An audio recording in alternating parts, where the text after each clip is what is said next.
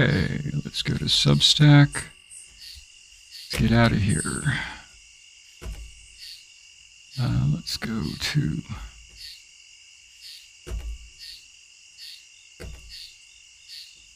dashboard.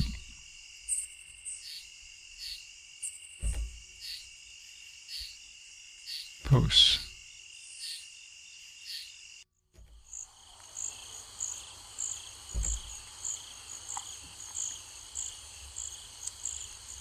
Okay, let's go to posts. Let's go to email.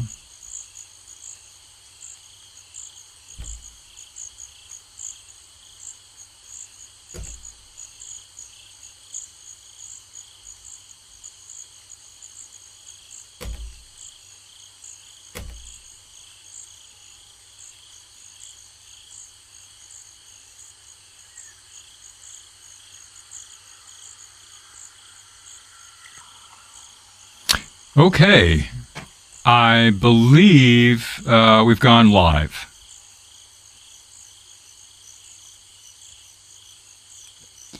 And I'm just getting...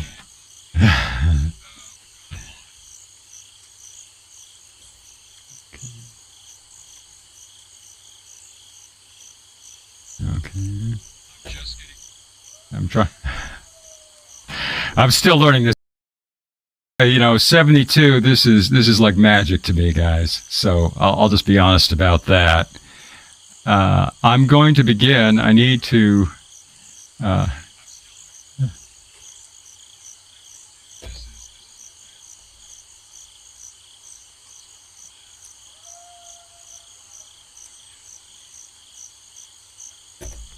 One second, I have to change some media sources here so that we're only hearing the microphone.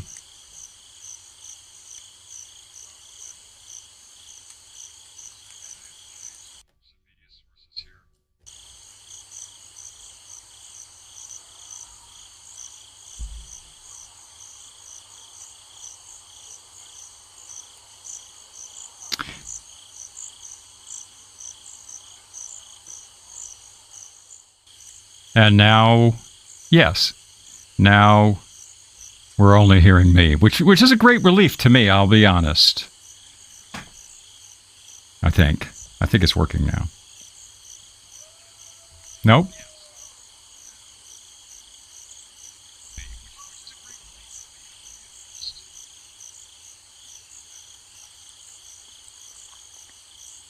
And now...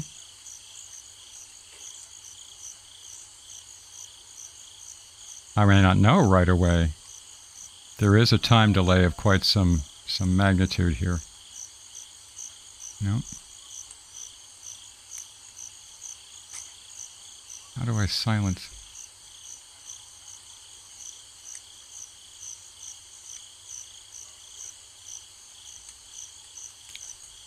Okay, solved it. So I've got a lot of stuff on my mind tonight. One thing I wanted to share right away, aside from the fact that I'm just learning this material and hope to get better as we go along, just a little bit of personal news. My wife had, about a year ago, a serious medical issue, and it's been plaguing her for a little over a year. And I won't go into details. That's for her to ever discuss publicly. But I have this wonderful news that yesterday it appears it was fixed with a very simple procedure. So I'm feeling a little bit happier than usual. You have no idea what Kimmy means to me. Something like 14 years ago, she decided to accept me as I am. And that has made all the difference in my world. Now, the truth of the matter is it's taking us 14 years to work out the implications of accepting me as I am. But she's a wonderful and patient partner. And I just wanted to mention that before we begin. It has some bearing on what we're talking about tonight. I'm going to jump right in and just have faith at the moment, because I can't set this thing up with multiple screens easily, because, again, 72 years old and learning curves are getting steeper every day as I get older. I'm going to be reading from notes. Because I can't keep this amount of stuff in my head at the same, at one time. I stand in awe of people who can speak off the top of their head. The first piece both of these pieces will be political tonight. They impact us as neurodivergents, but it's my hope they have a more general impact in all people who might see these videos or hear me speak tonight. The first one is trigger warnings. It's something that I do that have broader appeals than simply talking about symptoms of autism or my poetry of that nature. So this one, I just start off, Trump disbands Congress. I may be neurodivergent, but patterns are patterns. I'm taking a risk with you. I need to share something dark, something urgent, something that's keeping me up at night. But I also share how I'm making sense of this moment, how I'm finding my ground. Because that's what we do. We find patterns in chaos and keep moving. We find a moment. Right now, history calls us to pay attention, to be present, to seize what's right in front of us. No one is much reporting on this, although they started in the last 48 hours. But for all intents and purposes, the U.S. government isn't just shut down. Trump has effectively rendered the U.S. Congress useless and substituted his own personal will for governance. Other leaders who hamstrung legislatures, authoritarians like Putin, Marcos in the Philippines, Mussolini, Hitler. But instead of their methods, Trump uses much the same soft methods that Hungary's Viktor Orban did in 2011 to grab the legislature.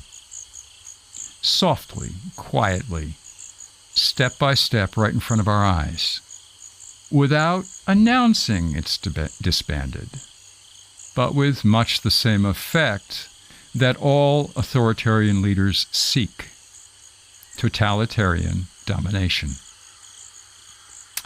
The House has halted legislative business nearly 3 weeks now. The Speaker refuses even to seat the newest member, using his gatekeeping authority in ways never seen before. They say it's because of the Epstein files. Sometimes I think the Epstein files are the distraction from the soft coup that's happening right now. In fact, basically has happened.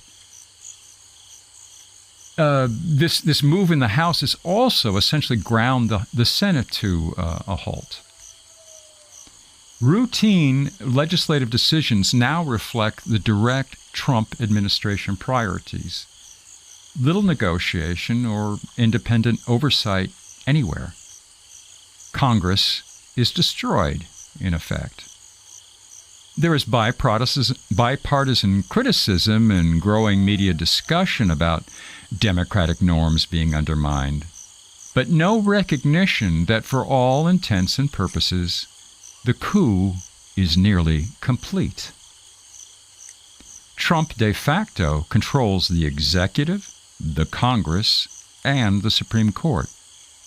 The majority of state legislators and governors follow his dictates, as the Republican Party has largely become the Trump Party. It appears many local police forces would follow his lead. Our local police forces are involved with, underground people like the 3%ers and so forth. He may have his hands around the military as well. We won't know until he gives an order and we see if they follow it. And 5 U.S. cities already have troops in the streets. Trump declaring another 5 will soon follow, in case, he needs them. Then, ICE? According to many citizen reports, and I have sources in the notes from this talk for you to look at. So according to many citizen reports and videos, they act more like secret police than a border force.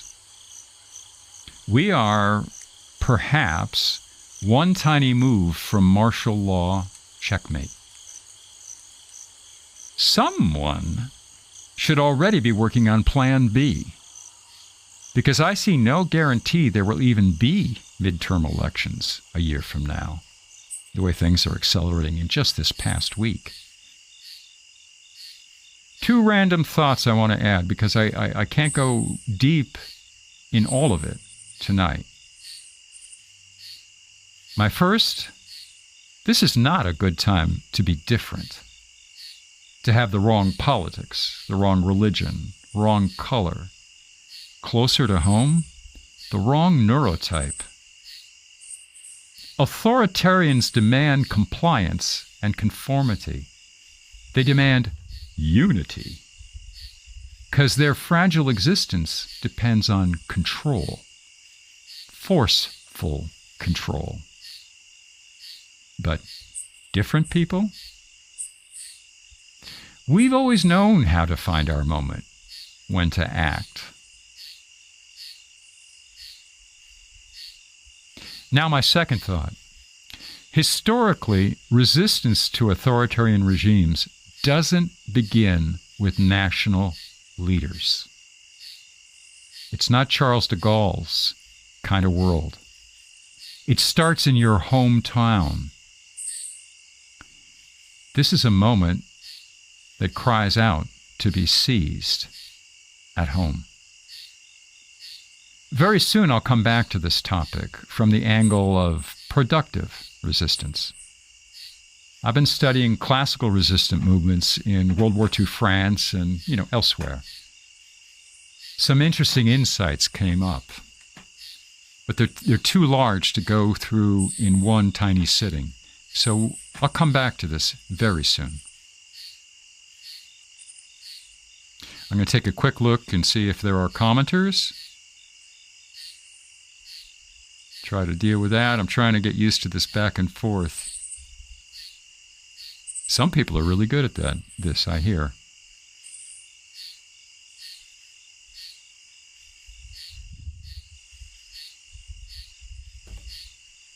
Okay, just taking a look.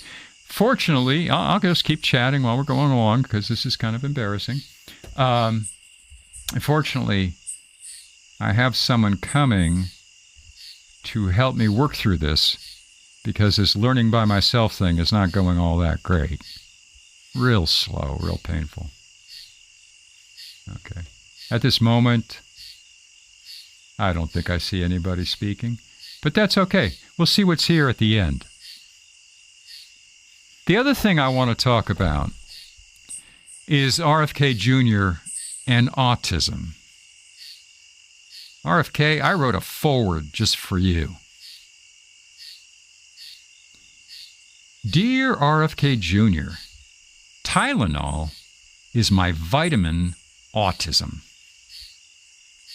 It's ironic that U.S. Secretary of Health and Human Services Robert F. Kennedy Jr.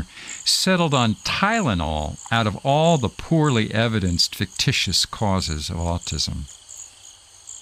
Better minds than mine are already headed to the courts to duke out the fact that no substantive scientific research supports RFK Jr.'s claims. Again, I have some sources in the supporting article on my Substack. So at this point, I'll just casually whisper pseudoscience and point out the fight over the truth of his claims is pointless. I don't believe he cares if it's true. He has an agenda. He'll use anything to meet that agenda. It's the same agenda that Trump and his movement have. They won't let facts get in their way. If we refute their facts, they'll just find new ones. The facts aren't the point. The science aren't the point. Their agenda? Call it survival of the fittest, purity of the national blood, or herd immunity. Their solution to improving America has eugenics at its heart. Let the weak die off. Whether it's COVID, measles, or perceived weaknesses like neurodivergence. Let people like me die off. If we can't be productive, what use are we to the state?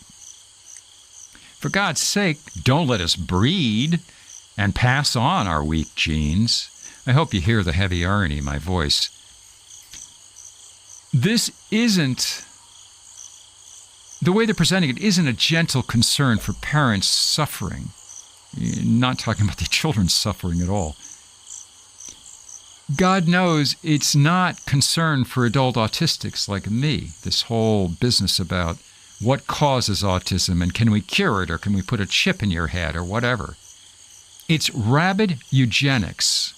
In other words, increasing the gene pool, increasing the strength of the breeding stock. We're all breeding stock to them by simply keeping the strong ones and letting everybody else die off.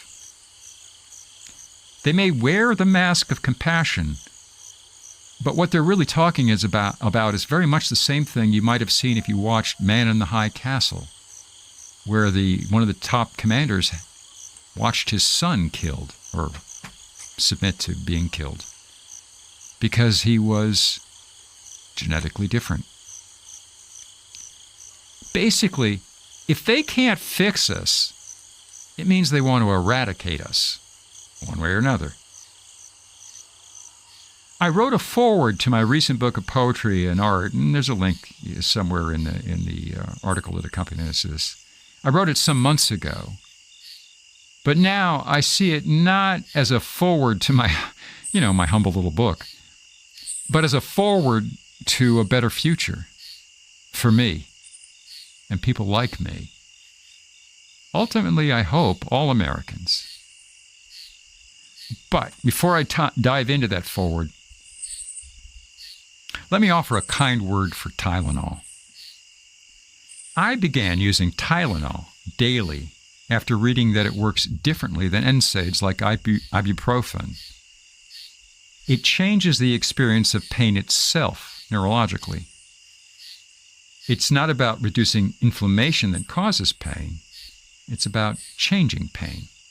And it appears to work on all forms of pain, including, possibly, some evidence, emotional. Specifically, there's research showing effects on emotional processing, consistent with the overlapping neural circuits for physical, emotional, and social pain.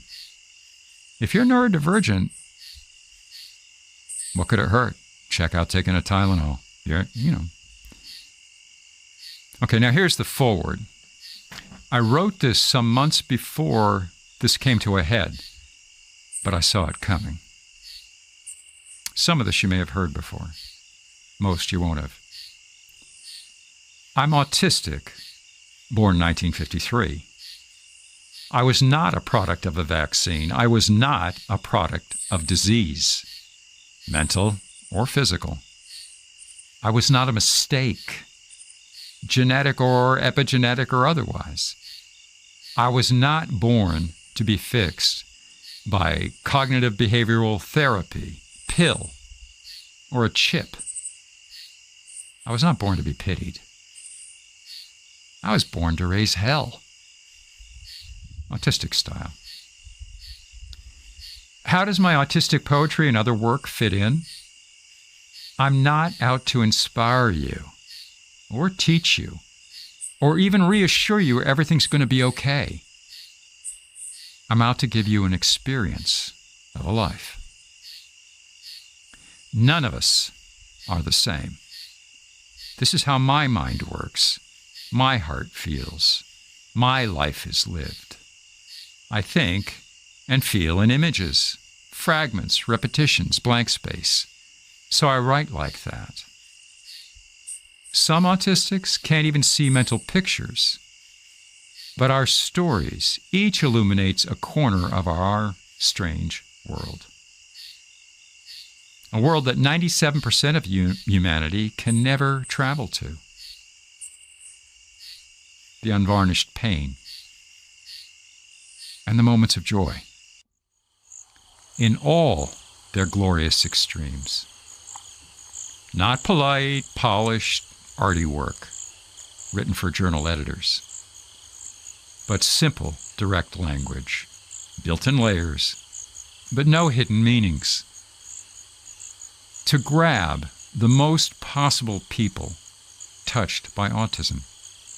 Fellow autistics, their families, friends, allies, most of all researchers. God knows I wish researchers understood us. Because deep inside this gruff, septuagenarian exterior, I still hold on to my enthusiastic, childlike belief. If we understand each other, we can raise a little hell together. Say, like, build a better world for all our kids. Now, I hope you see how these two pieces go together. The other was written as a foreword to the book, and I wanted to read it as it was without changing the spirit, because I was pretty sure I'd lose the strength of what I had there. But we can put our heads together and build a life that's not dog-eat-dog, where we're not the only multicellular species on the planet that its chief prey is each other. That's what capitalism is. Each of us turning on each other. Till in the end, only a few survive, and then they fight over it. I hope you can hear that in this foreword. I'm going to check on the comments. It's possible I screwed it up, and they're not really visible. But if they're there, I do want to talk with you guys. That was the whole point tonight. And no, I'm not seeing them. It's unfortunate. Listen, you guys take care. I promise I will find out how to do the comments and all that sort of stuff before next I bother you. I am planning a live reading of some work in progress. There's probably another chapbook coming before Christmas, another group of poems. I'm thinking of titling it on being weird. And in a future talk, I'll explain what I mean by that, but I'm kind of hoping that means something to you. I'll give you my last word to the book. I want you all to stay safe, stay weird, stay fierce. We can pull this off. I'm going to say goodnight for now and hope this went out. If not, it's going to go out as YouTube's at least. Y'all take care.